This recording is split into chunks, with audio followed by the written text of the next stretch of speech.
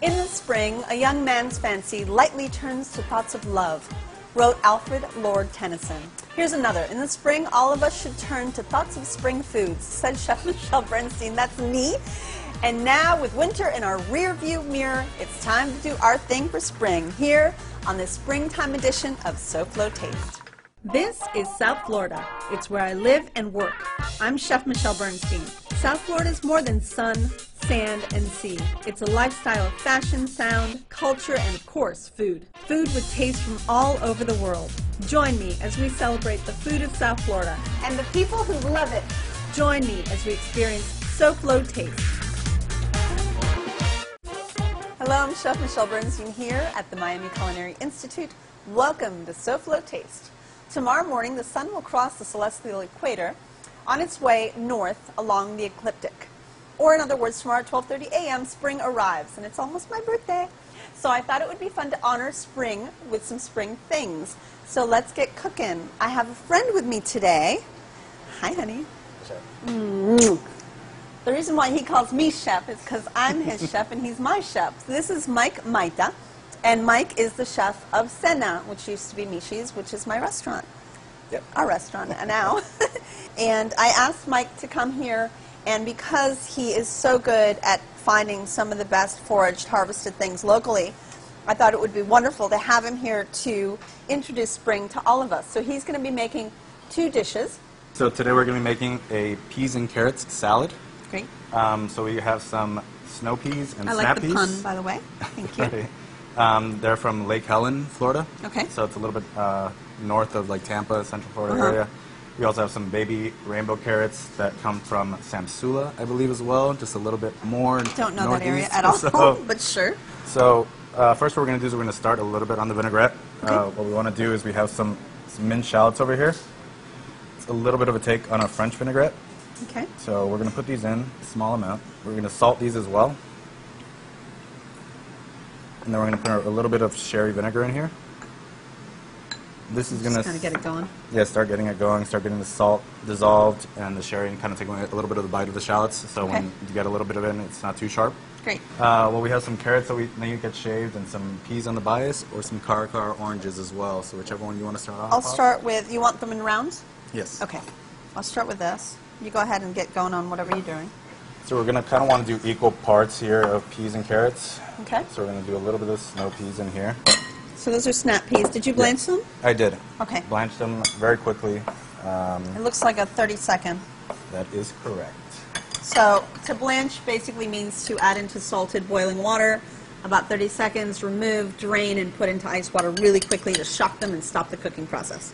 Great. Do you want any more than that, or is that good? That's good. Okay. All right, so we can go ahead and we can toss those in there.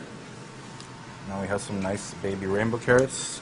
I'm going to go ahead and shave some of these in here. And then if you want me to cut any, I can do that. Sure. I'll go ahead and cut this one. Okay. How do you want them? Bias or on round? the bias. Okay. Nice and thin? Nice and thin. Okay. So on the bias basically means that it has a nice slant to it, like a bias cut, so that it's more oval than round shaped. About like so? Yep. Yep. We're going to set this aside for a second. Okay. And continue. We're going to put a little bit of Dijon to start. And about twice the amount. Right here we have a carrot juice reduction. So would you say that it reduced about halfway or even more? Even more, I would say. I'd say about to a third of the way down. So we'll just go ahead and mix this together. There it is. All right, so we'll go ahead and add a little bit The vinegar? of the vinegar and shallots. And go ahead and slowly drizzle in. So this is a really beautiful extra virgin oil. Good. Always try to invest in a good olive oil, good extra virgin olive oil. So now we'll start to build the plate. Okay. Right here we have a point raised blue cheese that's been whipped with a little bit of salt and creme fraiche. It's very strong, so the creme fraiche kind of helps mellow it out, but you get like a nice blue cheese bite at the end. A little bit. A little bit of oil, a little bit of salt as well. A nice toss. Oh God, the colors of spring is like no other, right? This is the time of year that makes me the most excited about food, especially the aesthetic of food. It's just so beautiful and so fresh. It's just such a brilliant time of year to show off color. And I love the differences in the snap and the snow pea. And we'll get some of our vinaigrette. Just kind of drizzle it right over. Beautiful. A little bit of croutons that we had from some day-old Zach's bread. All right. Nice little crunch. This is Okay. gorgeous. Look how beautiful that is. It's so vibrant. And I'm going to take a little bite. Mmm.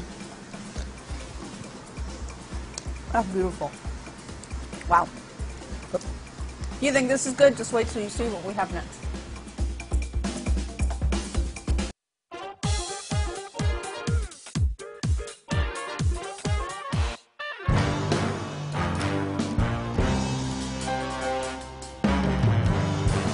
Hi, I'm Hunter Frankie, about to be on the road for SoFlo Taste to meet up with Cleveland-based restaurateur, chef, in the Chew Zone, Michael Simon.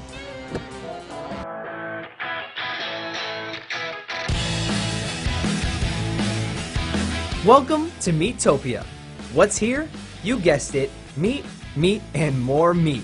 You know we gotta taste, but first, meet Michael. Michael, welcome to South Florida. Thank you. Where is South Florida on your list of places of food? Well, you know what? Right now, it's #1 because it is warm, it is beautiful. I'm at Meatopia. Some of the greatest chefs in the country actually live in South Beach, and I'm very happy to be here. Michael's Genuine, Michelle Bernstein, all those wonderful restaurants. I mean, it's a great food town. When you're at home, nobody else knows what you're cooking. What do you make for yourself? Well, you know, it's not really a big secret anymore, but my wife Liz is a vegetarian. About 80% of the time, Meatopia. I know, about 80% of the time I'm vegan. So we eat a lot of vegetables at home, which is, as she likes to remind me, has saved my life, because if left to my own vices, I would just eat whole hog all day long. So it brings a little bit of balance to my life. So we eat a good amount of vegetables at home, and simple food, you know, like on the grill, great produce, great product, on the grill or wood burning oven really quick, or quickly in a pan, and we just keep it really simple. We really focus on the Chew is people that could get a really quality from scratch meal on the table for their family, and not a ton of time for not a ton of money. What's the best thing you've either made or tasted on the Chew? Oh. I know that's a hard question.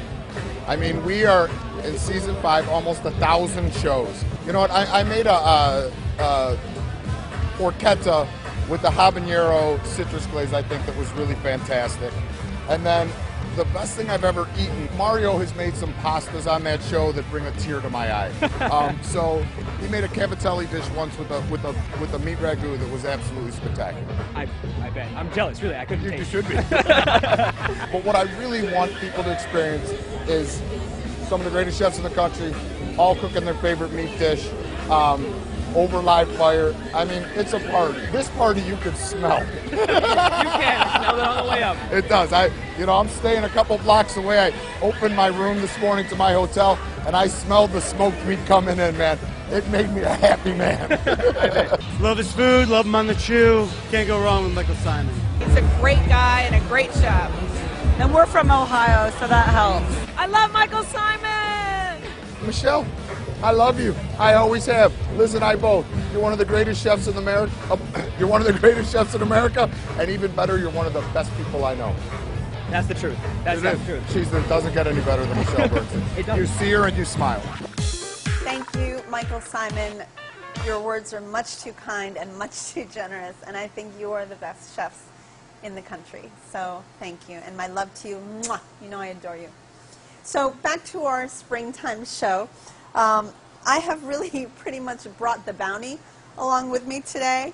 I'm making a spring pea hummus for you because, you know, there's no better time to eat crudité than now. Crudité meaning raw vegetables. So we've got icicle radishes and breakfast radishes, and then Easter egg radishes have the different sizes on them. They're just beautiful. And then, of course, we have the rainbow carrots, the snap peas, the asparagus, the snow peas, and some endive. So let me teach you how to make this hummus. It's really easy.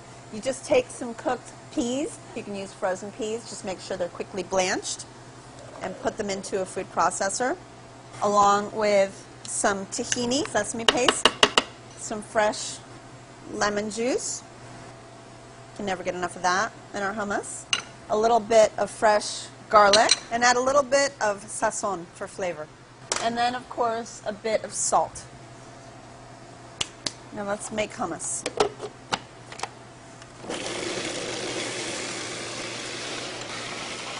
Now to top off the hummus, I've actually pickled some radishes, and they're just, God, they're so good. Crispy, a little acidic, and just delicious. So that's pretty much it for that. It's a really easy recipe, and it's so pretty. I mean, don't get me wrong, I love hummus, but green hummus, now that's special. So put that in a pretty bowl. Serve it alongside your favorite raw and barely cooked vegetables. If you want to cook any of them, we have today. And then serve it with some pickled radishes and a little drizzle of extra virgin oil right over the top. And to me, that is just a beautiful dish to serve as people start arriving to your table. Next, I'm going to make a lasagnetta. A lasagnetta is actually a free-form lasagna, but instead of doing all that cheese and all those tomatoes, this is just a spring vegetable lasagnetta. I have a little bit of beautiful sliced truffles. We're using the broth made out of seaweed that you know I love using so much on the show, called dashi broth. I use it a lot at home. You can use vegetable broth if you want to instead. I have lots of stuff here. So oyster mushrooms, Kissimmee River is where these gorgeous oyster mushrooms are from. These are absolutely beautiful. And I'm going to use some of these in my lasagnetta. One of my favorite things are fava beans, and these are actually fava greens. These are beautiful, and somehow I'm going to throw these in there as well. Baby turnips. Okay, so I'll use a couple of those as well. So I'm going to cut all the vegetables in different ways. I'll cut the turnips into little wedges. I don't want to use too much of anything because I want a good combination. The oyster mushrooms, I'll cut off of there and cut them into different sizes. Beautiful. And then these fava blossoms. And then I've got the sweet potatoes here, the two kinds of sweet potatoes, and some shallot and garlic. So let's go ahead and start cooking. All right. So I'm going to start with the different colors of sweet potatoes. And I'll add some shallot and garlic. That's about a half of a garlic clove and a half of a shallot. So then I'll start adding some of these vegetables, definitely the mushrooms, the turnips, the radishes, little by little. I'm going to wait on the greens. All right, I'll add a little bit of dashi broth, the seaweed broth.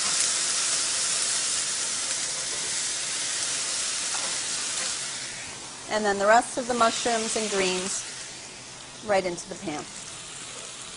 To finish that, these are shaved truffles, which I'm going to add a little bit to, and a little bit of butter to thicken this up a little bit. I'm going to season that with a little sea salt and a little black pepper. And I'm going to rehydrate those lasagna sheets. So I still have this sheet. I'm going to add a little bit of oil here and a little bit of salt, and we'll place the sheets back on this pan as we put everything on a plate. So once these have all softened, as they have, go ahead and put them right back on this little sheet. Nice. So I think I'll probably use about 3 of them. Put 1 sheet of lasagna and your filling, about 1/3 of it down with its juices. Another sheet on top of that with the second third. And then your final layer right over the top I like making a little peek hole right there so you can see in there. And then finally, the last of the vegetables and juice right over the top. So you've got crispy, you've got creamy, you've got salty, you've got pungent. You have everything spring loves to offer. And a little truffle to boot. And there you have it. Springtime vegetable lasagnetta. If this doesn't make you welcome spring, I don't know what will.